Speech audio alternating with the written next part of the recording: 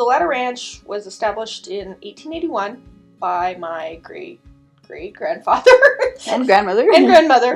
This place was owned by an old homesteader guy, and he bought this ranch, and the old barn is the original building. He married the girl up the creek. Homestead girl. Homestead girl.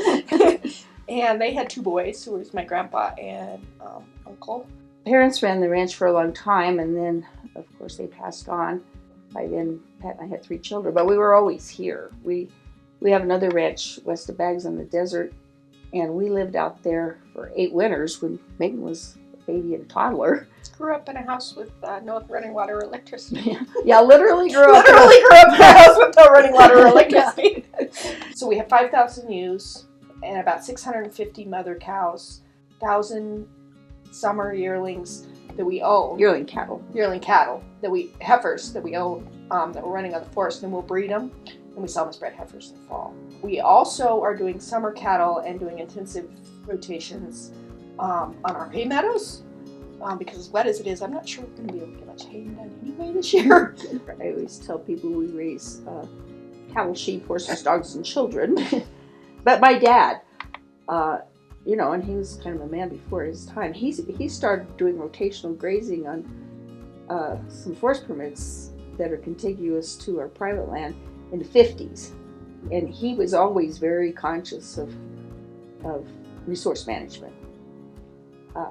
And so, I grew up in that ethos that was part of what he thought about was, what's going on with the landscape. Our sheep operation is a transhumance operation, which means that we move with the seasons. The sheep are hardly on the same land for more than a few days a year. So it allows, so it's a big rest rotation.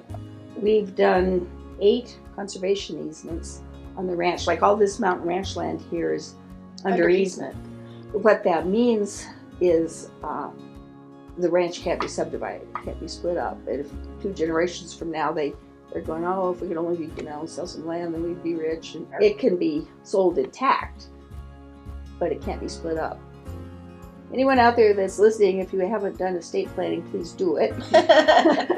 I mean, if you're going to keep these landscapes together, you have to plan for the future.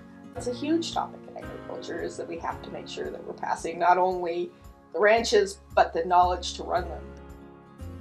Feeding people and feeding kids especially is the most important thing that we're doing, and we need to advocate for making sure that continues to happen.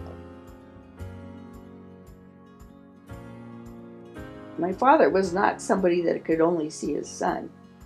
My sister and I had just as much opportunity, and I think we did the same thing with Megan and Bridget and Eamon. You really have to respect the women before us that gave Megan and I the opportunities to be who we are.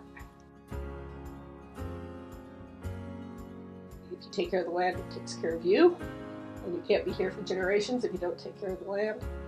Our goal is to show that conservation and ag not only work together healthily, but it makes the land better to do both.